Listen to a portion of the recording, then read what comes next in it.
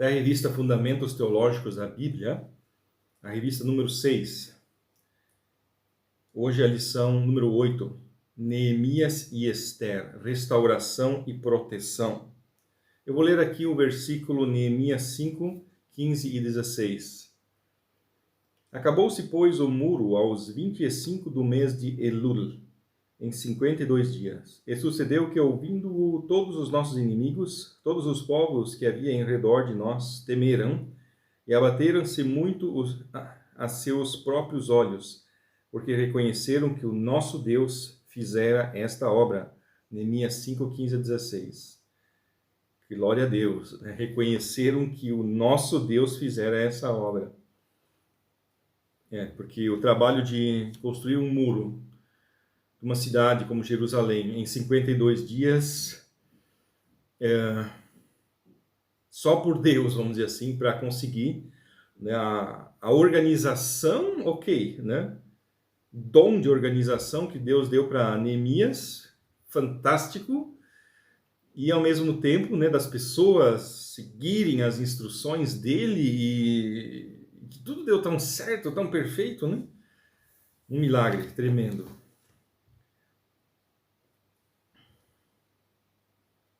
Então, né, como nós tínhamos falado ontem, da questão de Neemias e de Esdras, então Neemias é mais o lado concreto, prático desse trabalho. Esdras foi mais o lado espiritual, ensinar, e Neemias veio para reconstruir o muro. 90 anos, né, depois da reconstrução do templo. Não, deixa eu ver.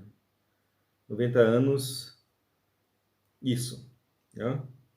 90 anos depois de Zorobabel, e Zorobabel foi 70 anos, né, depois da queda.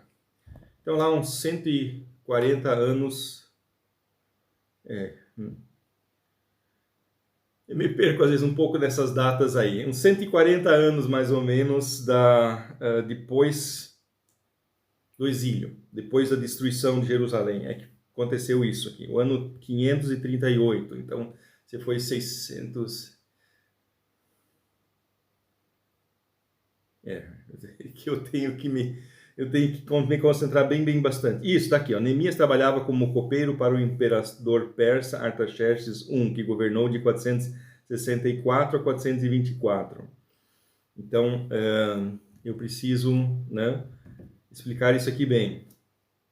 538 é o retorno, né, o retorno de Zorobabel, e que reconstruiu o templo, fez lá um templo bem pequenininho, mas que já funcionava, né?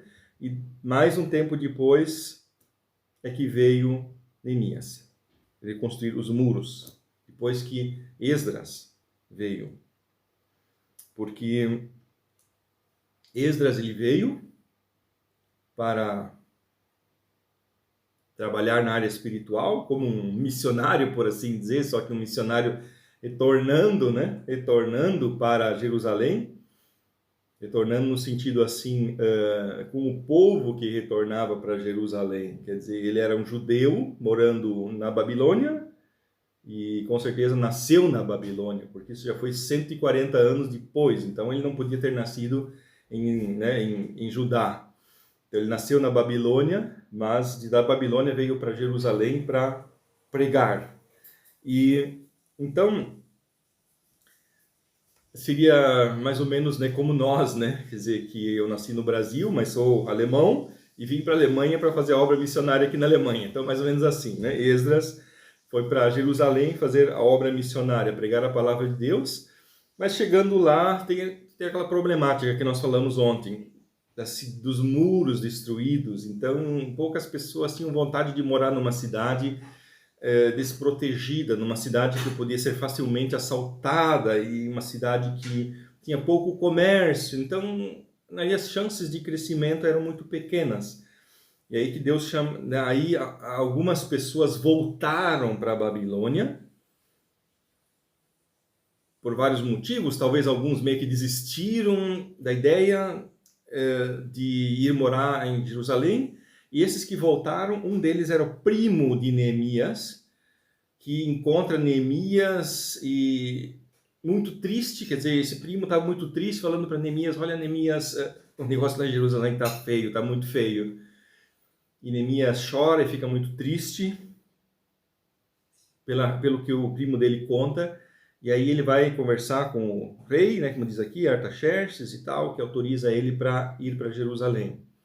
Então, isso está tudo interligado, né? Tudo interligado. Quer dizer, Esdras vem com um grupo de pessoas, vem para Jerusalém, uma parte desse grupo volta, e aí um deles conta para Neemias o que estava acontecendo, e aí Neemias diz, não, desse jeito não dá para deixar lá a nossa cidade sagrada, ali as moscas, né, toda desmanchada, desse jeito não dá, é triste. Então ele chorou e jejuou e tal. E então disse, não, eu vou motivar o povo, vamos batalhar, vamos lutar. E o rei também ajudou. Então isso foi um trabalho muito difícil, né? Porque o tempo, nesses 140 anos que tinham passado, as pessoas que moravam em Jerusalém já não eram muitas e totalmente misturadas com os habitantes cananeus e pessoas de outros países que tinham vindo morar ali depois que quase toda a população tinha sido levada embora e tal. Então estava uma bagunça total.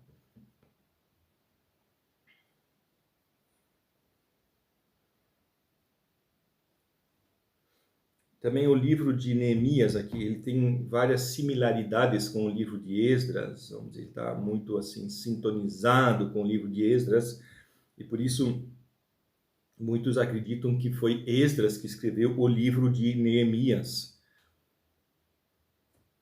É possível, dado que Esdras era, né, sacerdote e tal, escriba, alguma coisa assim, talvez ele soubesse ler e escrever, com certeza sabia ler e escrever, o que naquela época não era normal, né? A gente pensa, mas Neemias, né, ele era um funcionário do rei, né? Mas também, né, não quer dizer nada, né? Naquela época, muitos reis nem sabiam ler e escrever, né?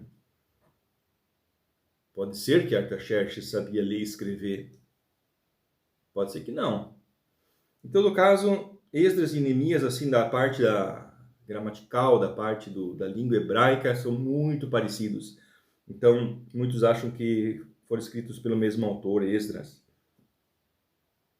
Eles também estão falando da mesma coisa, do mesmo período, do mesmo problema. Quer dizer, Jerusalém decaída materialmente e espiritualmente. Então, é a mesma coisa. E claro que Esdras e Neemias, né, eram, vamos dizer assim, pessoas totalmente diferentes em sua personalidade, enquanto que Esdras era assim um ensinador da palavra de Deus, Neemias era mais assim o empresário, vamos dizer assim, né, trabalhava na parte material de reconstrução.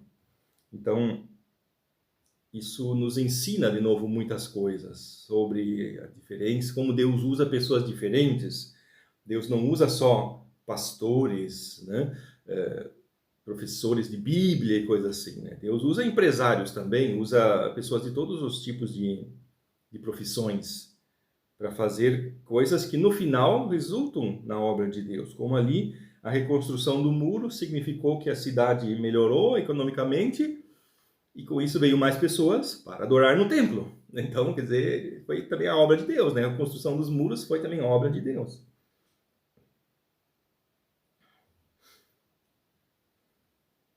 Né? A mesma coisa hoje, por exemplo, se o empresário vê que a igreja é muito pequena, e então ele diz, não, eu vou fazer uma doação para a gente ampliar essa igreja e tal, alguma coisa assim, né? Quer dizer, enfim, coisas assim paralelas que, né, vão desembocar na mesma coisa, que mais pessoas vão poder ouvir a palavra de Deus.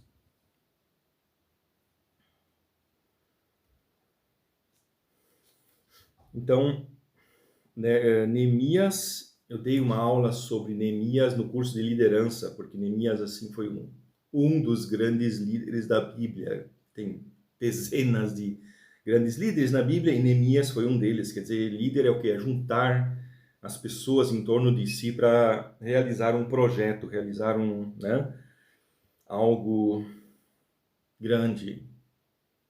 nesse caso, né? Os líderes da Bíblia, você pensa num Moisés, ou num Jesus, num Paulo, né? Sempre coisas grandes, mas com certeza existiam muitos outros líderes que não fizeram coisas tão grandes ou que ficaram tão famosas e mesmo assim foram líderes. Líder, né? É um líder, é algo totalmente importante. Líder, liderança. Essa palavra liderança, eu estou há 20 anos pensando acerca dessa palavra liderança, e no curso de liderança nós vamos trabalhar sobre isso, vamos conversar sobre isso. E essa liderança, adiantando só um pouquinho, assim, um gostinho do curso de liderança, eu costumo separar em duas partes, para tentar, de fato, 100% entender o que a palavra liderança significa. Porque um autor de um livro de liderança, ele pesquisou uma vez quantos significados diferentes a palavra liderança pode ter nos diversos livros que já foram escritos sobre liderança, e encontrou mais de 200 significados diferentes. Então, por quê? Porque é uma coisa meio nebulosa, vamos dizer assim, liderança. É uma palavra assim meio... cada um interpreta do jeito que quiser. E eu, depois de tanto meditar sobre isso, entendi que liderança quer significar duas coisas. Eu vou usar a palavra liderança para denominar essas duas coisas, em primeiro lugar, e depois eu vou explicar um pouquinho. Liderança informal e liderança formal. Duas coisas bem importantes. Liderança informal e liderança formal. O que é liderança formal? É a liderança que vem de um cargo. Digamos, o gerente de uma empresa, ele tem um cargo, então ele lidera, porque ele tem uma posição que foi dada para ele. Um pastor de uma igreja, ele tem uma posição que foi dada para ele, então é uma liderança de cargo, ele tem um cargo. E a liderança informal, ela é influência. Liderança é influência. Muitos livros de liderança usam essa expressão, liderança é influência. Então, a liderança informal, ela é influência. É a capacidade de influenciar outras pessoas para trabalhar junto num projeto, em alguma coisa, fazer alguma coisa. Então, isso é liderança informal. Isso a gente vê muito, né, em grupos de jovens, em círculos domésticos, em grupos de homens e, enfim, grupos de senhoras e tal. Essa liderança informal, quer dizer, uma pessoa, mesmo que ela não tenha o cargo de presidente do grupo de mulheres, digamos assim, mas que ela tem aquele dom de atrair as pessoas em torno de si para fazer um bolo, alguma coisa assim, que todo mundo parece que já é um imã, assim, né? Ah, aquela pessoa lá, ela, né, parece que consegue organizar as pessoas e fala, vamos fazer isso, vamos fazer aquilo e tal, ou um grupo doméstico, o que vamos fazer? Daí sempre tem, às vezes, alguém que tem esse dom dessa liderança informal, que parece que consegue canalizar a coisa, consegue centralizar as pessoas e dar um sentido para aquele trabalho, assim, então todo mundo... É um ponto de referência, vamos dizer assim. Então é uma coisa mais informal. Então eu lembro que quando eu tinha lá meus 14, 15 anos de idade, participei de um congresso de jovens, e aí voltei desse congresso bem animado, com meu irmão e outros jovens da igreja, e aí nós decidimos, vamos fazer um grupo de jovens. A igreja não tinha grupo de jovens, então os próprios jovens decidiram, vamos fazer um grupo de jovens para a igreja. E aí, vamos então nos reunir todo sábado à noite e fazer alguma coisa, cantar uns hinos. Aí a gente, né, meu irmão e eu, a gente tocava violão e pegava ali um cancioneiro e aí pegava lá uma Bíblia e cada jovem preparava o estudo. Isso foi uma coisa interessante. Quer dizer, ali os outros jovens, a gente tinha ali uma tal de Bíblia Vida Nova, é uma Bíblia assim que tem bastante auxílios, bastante comentários, bastante referências cruzadas e tal, e aí aquela Bíblia ia passando de mão em mão para quem tinha que preparar a próxima meditação. Então, isso é um exemplo de liderança informal, quer dizer, ninguém chegou, digamos assim, o pastor ou o presidente da paróquia chegou a dizer, jovens, é o seguinte aqui, vamos ter aqui o Marcos, vamos dizer assim, vai ser o presidente do grupo de jovens e ele vai organizar os jovens, ele vai chamar vocês e vocês vão fazer estudos bíblicos, alguma coisa assim. Não, quer dizer, foi algo que nasceu dentre os jovens e, né, então foi por isso que eu falo, liderança informal, algo assim que, sei lá, que surge, vamos dizer assim, que alguma pessoa, ela pensa, eu tenho que organizar isso aqui, né? Mesmo que ninguém venha e diga, eu vou te colocar como presidente do grupo de jovens, ou sei lá, alguma coisa. Então, essa é a liderança informal. E eu tenho visto que a liderança formal, a melhor liderança que existe é a liderança formal que nasce da liderança informal. Esse é o melhor tipo de liderança. O pior tipo de liderança é a liderança formal de cima para baixo. Tipo assim, pegar uma pessoa lá, né, que quase nunca vem na igreja e colocar ela como presidente da paróquia, vamos dizer assim. Né? E então, já via acontecer, no passado já via acontecer. Então, né, essa pessoa não tem noção nenhuma, mas está com o poder na mão, ela pode fazer tudo, ela pode, né, né? Então, quer dizer, é um exemplo assim do pior tipo de liderança, quer dizer, aquela liderança formal desconectada da liderança informal, assim, né? Enfim, digamos, um presidente de uma empresa que não tem humanidade nenhuma, assim, que é totalmente autoritário, assim, totalmente assim, faz isso, faz aquilo, não sei o que lá, pá, assim, né? Quer dizer, não tem jeito para trabalhar com as pessoas, assim, né?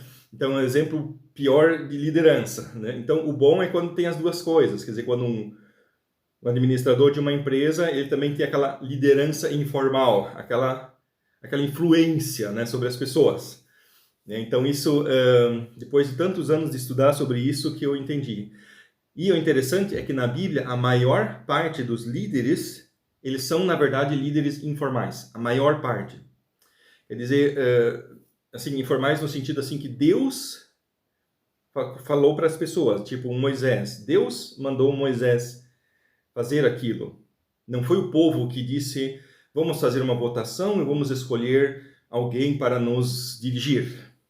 Vamos dar a ele o cargo de presidente do povo, ou, né, enfim, rei, ou alguma coisa assim. E isso aconteceu em quase todos os casos da Bíblia. Você pega, né,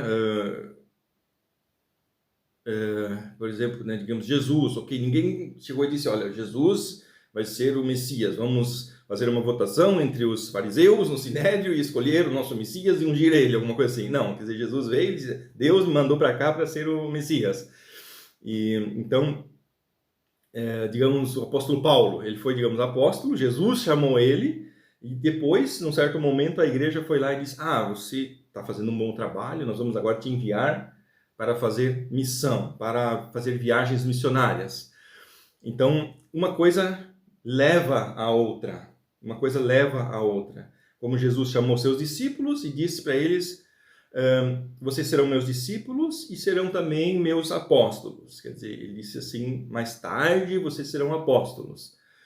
E quer dizer o quê? Quer dizer que eles foram aprendendo com Jesus, foram aprendendo, ou seja, foi uma liderança informal ali, no grupo dos apóstolos, e mais tarde Jesus disse, ide. Então esse ide significa enviou. Então agora o verbo grego, apóstolo, traduzido para o português, é enviado. Então ele enviou. Então agora eles eram apóstolos, enviados.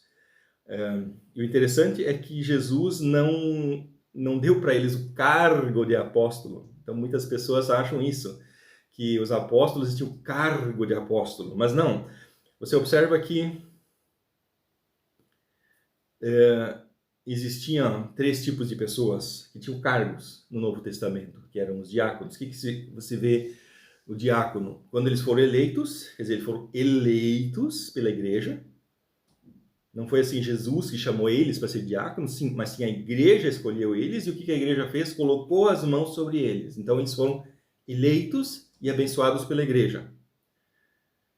A mesma coisa em relação aos presbíteros e aos bispos, ou seja, aos pastores.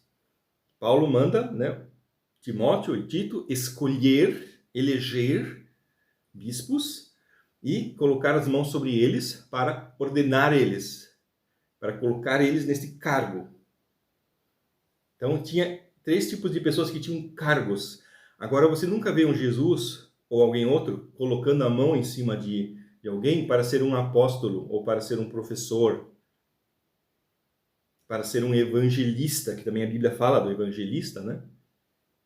Você nunca vê alguém colocando a mão dizendo, eu estou te dando o cargo de evangelista, o cargo de apóstolo, que seria missionário, né?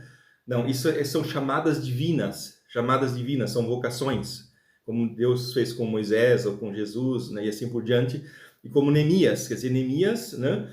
Não foi o povo que disse, Neemias, nós escolhemos você para ser o nosso líder, nosso chefe, para construir os muros. Não, foi o chamado de Deus, e ele teve que, tipo assim, provar para o povo que Deus tinha chamado ele. Foi, né, também um pouco difícil. No caso de Moisés foi bem difícil, de Moisés chegar na frente de milhões de pessoas e dizer, Deus me mandou aqui para libertar vocês, né? Com certeza um montão de gente disse, que nada, né? Quem é você, Moisés? Você não é ninguém, né? Você veio lá do deserto, 40 anos lá no deserto, vim para cá cuidando de ovelhas, vim aqui, querer dizer que vai ser nosso, vai libertar nós aqui da escravidão, né?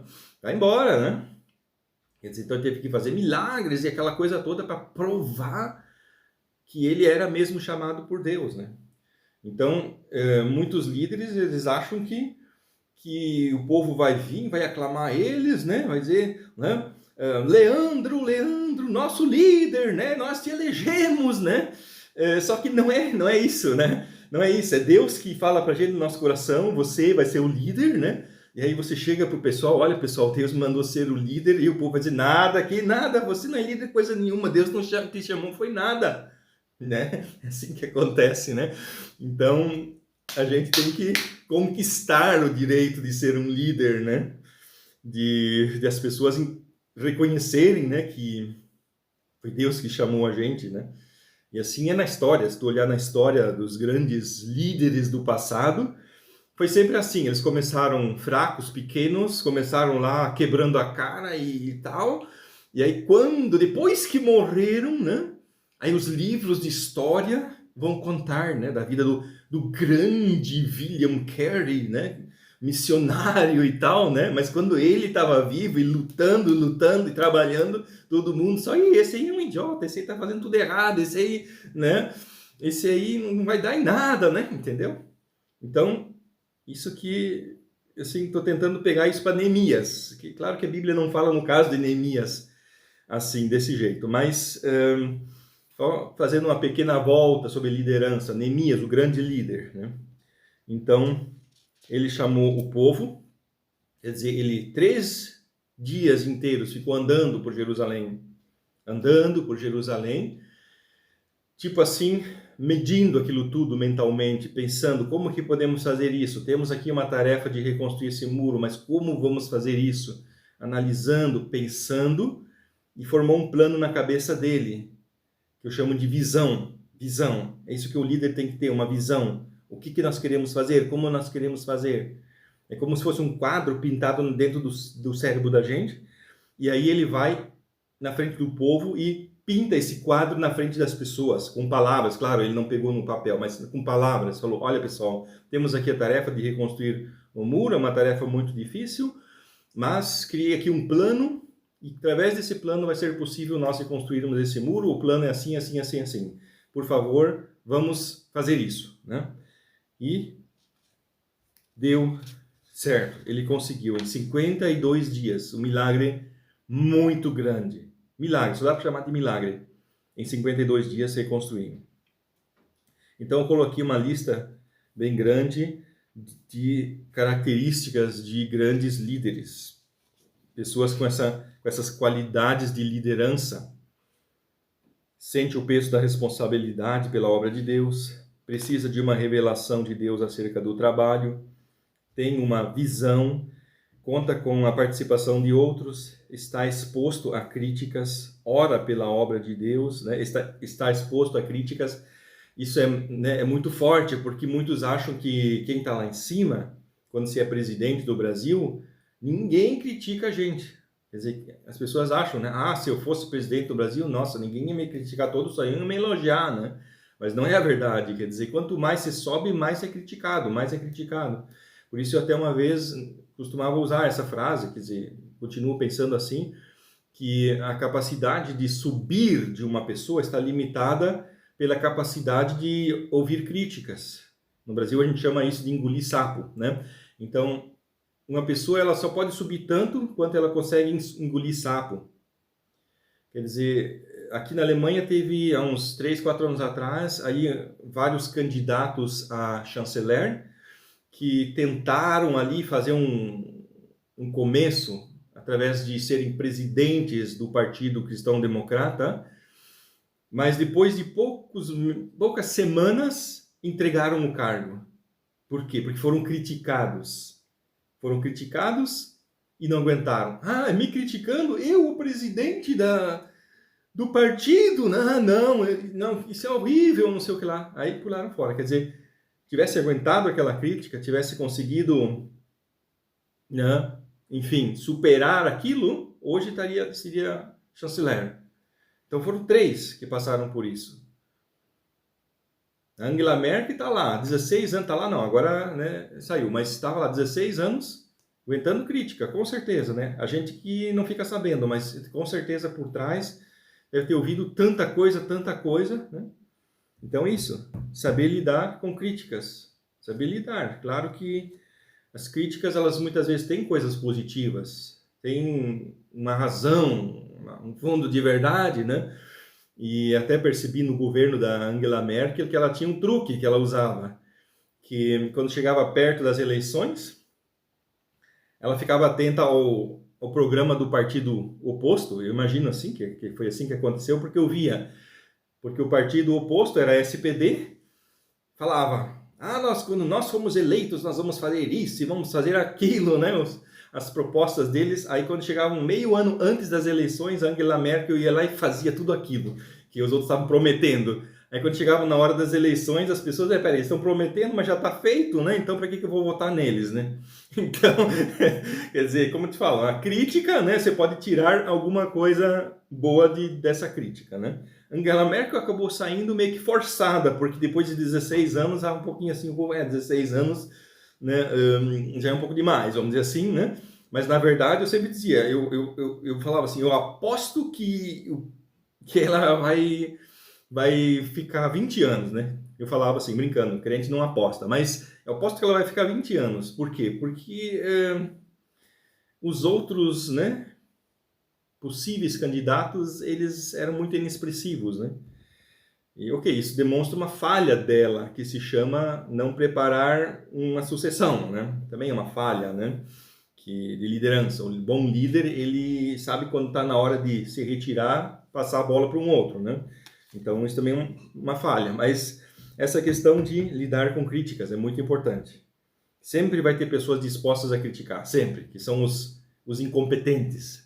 Os incompetentes estão sempre criticando os outros que não sabem fazer as coisas, né? Você fala, aquilo está errado, aquilo está errado, aquilo está errado, porque eles próprios não fazem nada. Se eles fizessem alguma coisa, eles iam ver quão difícil é, então eles não iam ter coragem de criticar. Mas porque eles não fazem nada, eles estão lá sempre lá, isso aqui, né? Está errado, aquilo está errado, aquilo está errado, né? Então, quando chegar alguém lá falando muito o que você está fazendo está errado, é porque ele próprio é um incompetente, só quer subir, puxando você para baixo. Esse que é o sistema que os incompetentes usam para subir. Fazem alguma coisa, puxando eles para baixo. Enfim, mais algumas características aqui de bons líderes cristãos. Estar junto com as pessoas enquanto trabalham. Esse é o caso de Neemias, que estava lá, né, visitando os postos de trabalho. Tem muitos líderes que estão lá sentados no trono lá, né, sentado lá, enquanto o povo está lá suando, eles estão lá sentados no trono, né? Então, aí as pessoas desanimam. As pessoas pensam, um líder desse, olha só, está lá na moleza e nós aqui no trabalho, né? Então, são, assim, exemplos de liderança.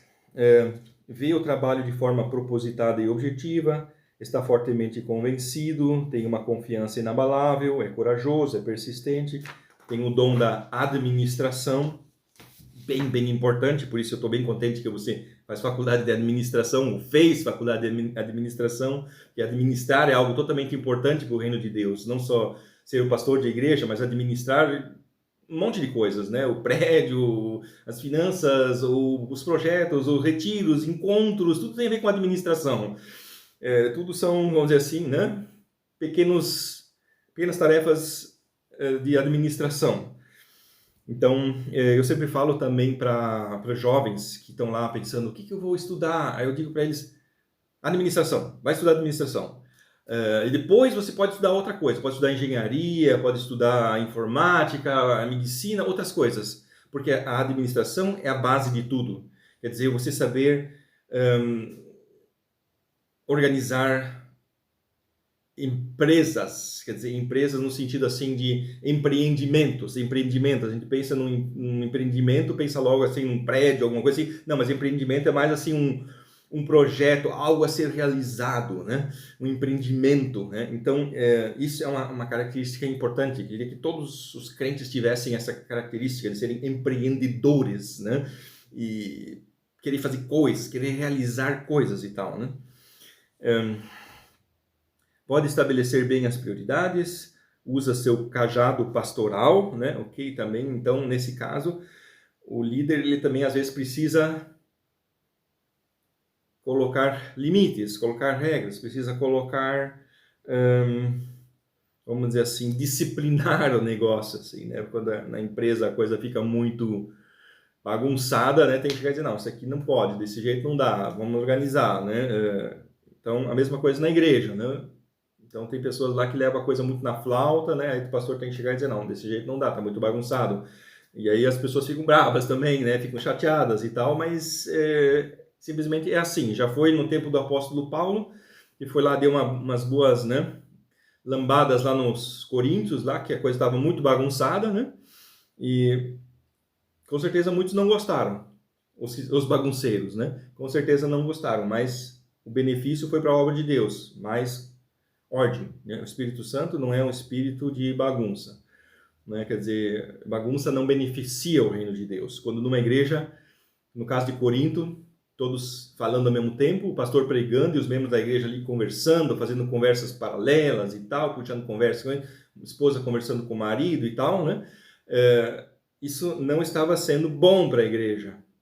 Por isso que Paulo fala, mulheres ficai caladas na igreja, quando tiveres alguma pergunta para o teu marido, faça em casa. Quer dizer, ele quis dizer isso, né? As mulheres estavam lá fazendo pergunta para o marido lá enquanto o pastor estava pregando, né? Quer dizer, é uma falta de respeito muito grande, né? Então, ele se quiser fazer alguma pergunta para o teu marido, pergunta em casa, né? Então, fique calada, né? Mas ele não quis dizer assim, ficar calada sempre, o tempo todo, mas nessa situação, enquanto o pastor está pregando, é falta de respeito, né? Ficar fazendo conversa paralela. A bagunça. Então, bagunça não beneficia, porque aí outras pessoas não conseguiam prestar atenção na pregação e tal, então isso não beneficiava a igreja. Então, bagunça não beneficia. Compromete-se a completar a obra para a glória de Deus. Glória a Deus. Isso. Neemias é o livro que relata os últimos acontecimentos históricos do Antigo Testamento. Bem importante.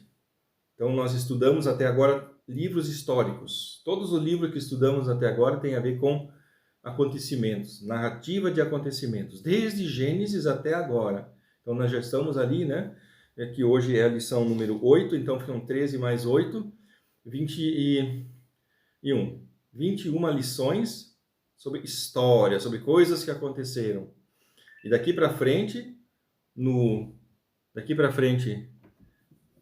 Novo Testamento, nós vamos ter os livros proféticos, e os livros proféticos e os livros poéticos, eles não narram, a maioria do tempo, não narram coisas que aconteceram, não se dedicam a narrar coisas que aconteceram. É uma literatura totalmente diferente. Então, praticamente a segunda metade do Antigo Testamento não se dedica a contar coisas que aconteceram. Então, por exemplo, os Salmos, os Provérbios, Eclesiastes, Cantares, e daí todos os profetas, né, eles não estão se dedicando a contar coisas que aconteceram, mas sim, né, como no caso dos Salmos, são hinos, os Provérbios são sabedoria, e daí os profetas são exortações, né, para que as pessoas obedeçam a palavra de Deus. Então, é uma literatura totalmente diferente, que vai começar semana que vem, né? Mas alguém poderia assim, peraí, Rolf, mas tem aí o livro de Esther, que também conta coisas que aconteceram. Então, temos que pensar por que o livro de Esther não é o último, mas sim Neemias. Neemias é o último, Esther não é o último. Por quê? Porque naquela época, quer dizer, não sei quando, eles tinham o hábito de colocar os livros pequenos no final. Isso a gente vai ver no livro dos profetas. Tem os profetas maiores e os profetas menores. É uma classificação por tamanho, né? Bem absurda e ridícula, né? Meus professores lá na faculdade já davam risada. Uma vez um professor contou assim, contou como uma piada, né? O fato da empregada dele, nova empregada que ele contratou, organizou, foi lá, limpou a casa e tal, bem, né, empolgada, e pegou, limpou todos os livros deles e organizou tudo em ordem de tamanho, né? Os grandes aqui, os pequenos ali, né? E aí o professor ficou muito furioso, assim, né? Porque os livros estão tudo classificados por assunto, né? E depois ela foi lá, tirou tudo e classificou tudo por tamanho, né? Ele, não, né? E mais ou menos assim é quando a gente vê os livros proféticos, né? Os pequenos no final, os grandes na frente, quer dizer, que não tem lógica nenhuma, qual o motivo, né? Então, e é mais ou menos isso que aconteceu com o livro de Esther. É um livro pequenininho, empurraram lá para o final, que não é o lugar certo. O lugar certo seria antes de Neemias. Tá.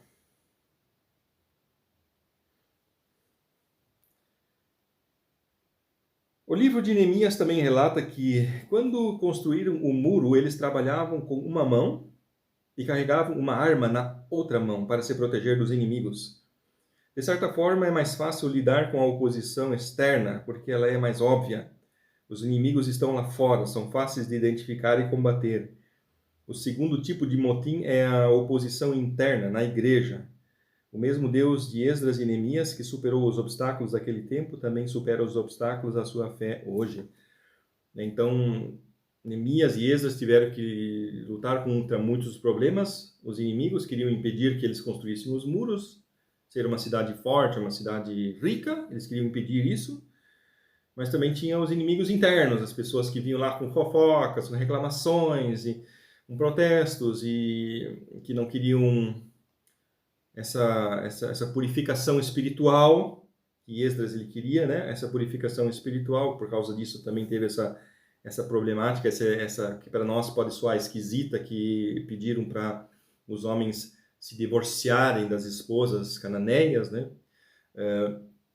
Que também em nenhum outro lugar da Bíblia fala sobre isso, mas foi uma situação específica para purificar o povo, para que o povo voltasse àquela identidade como descendentes de Abraão, Isaac e Jacó, né? Então, que é uma coisa bem, bem importante assim, para o povo judeu, essa característica de povo, né? Somos o povo, ou seja, um grupo de pessoas ligadas por uma ascendência genética, né? Então, isso para ele é bem, bem importante. Então, por isso essa purificação racial, assim, né? Que para nós soa bem esquisito, né? Mas temos que entender aquela situação.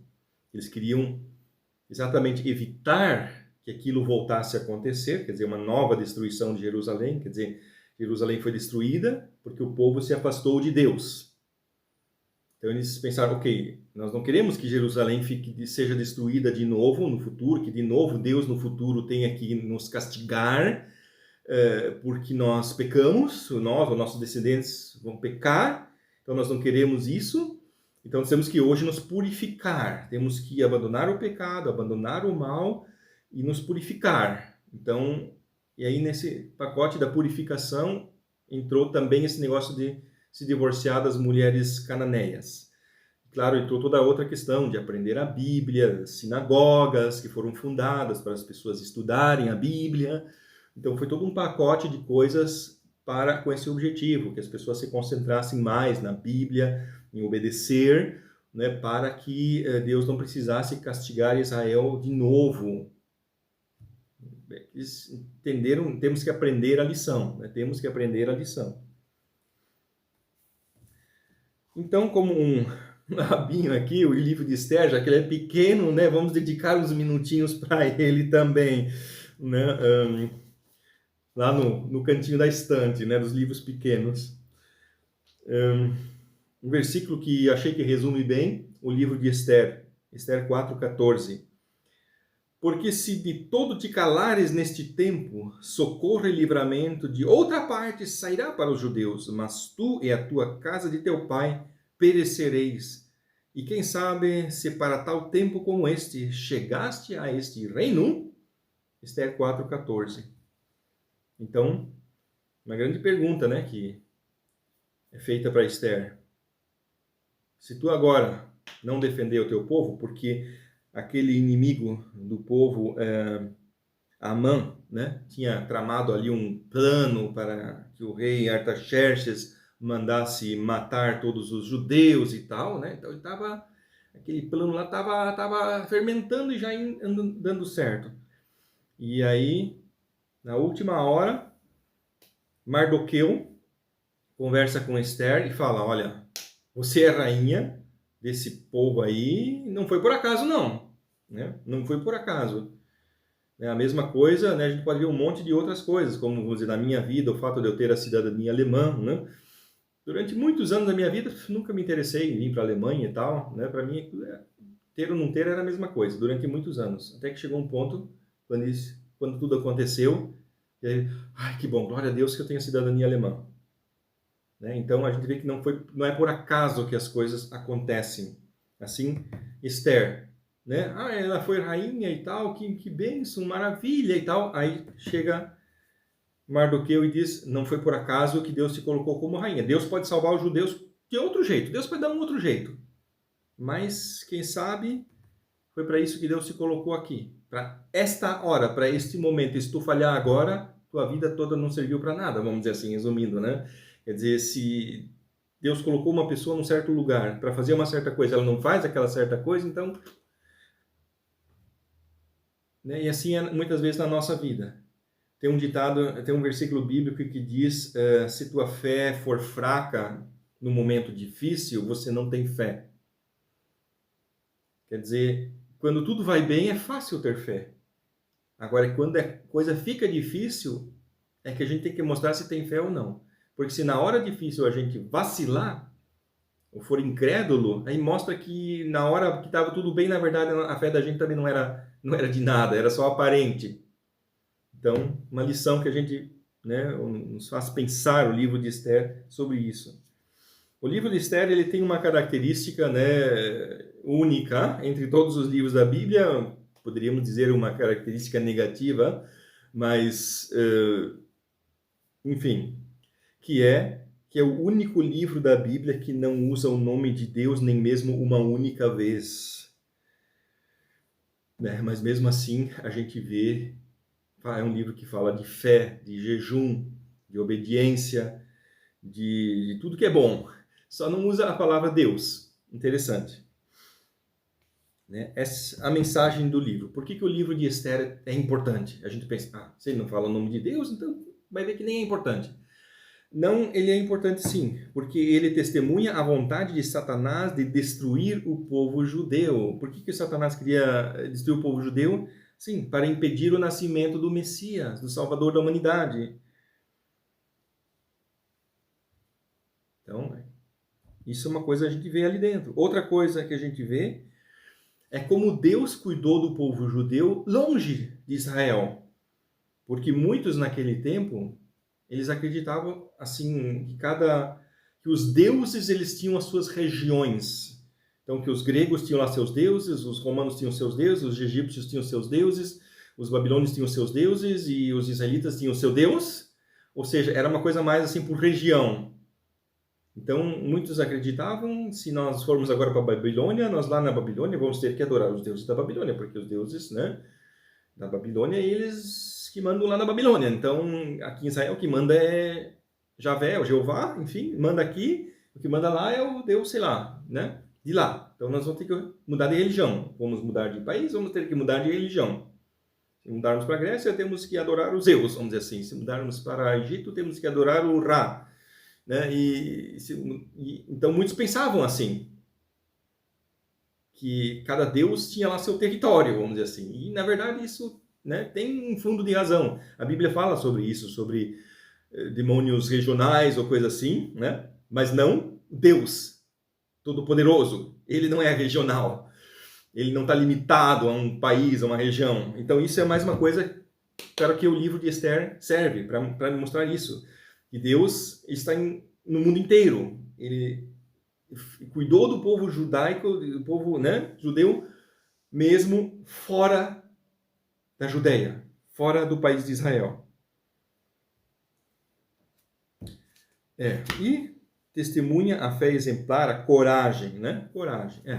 Coragem, a Bíblia está cheia de pessoas que demonstraram coragem na hora difícil. E aqui mais 2 exemplos, Esther e Mardoqueu. Glória a Deus. Deus te abençoe.